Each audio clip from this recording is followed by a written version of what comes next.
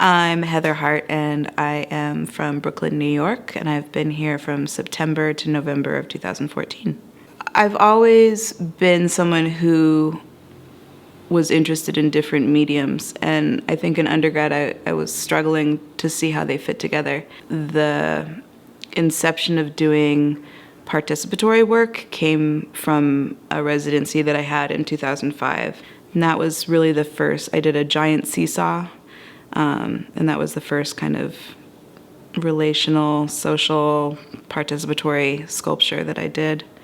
And that type of thing continues to be at the core of my practice. I think what I look for in any space is themes of kind of history, forefatherness. I'm interested in how people tend to quickly judge my work as generous, and even though I don't feel that it's very generous, I feel like I have a little more of kind of a trickster hair in me.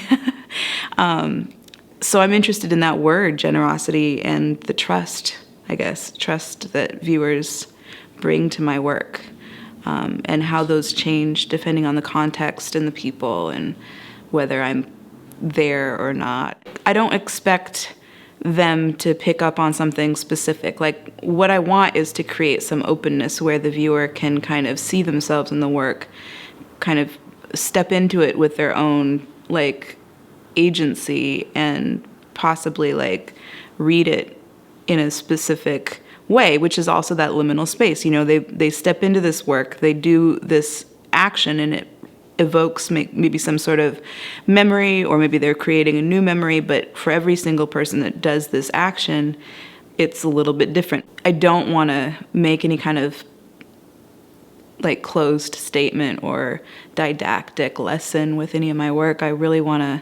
to let the viewer bring their own frames of reference and judgments and ideas, and hopefully just catalyze some thinking about position, catalyze some thinking about their own power. I think I do work like this because I like to grow and learn myself, and human interaction does that.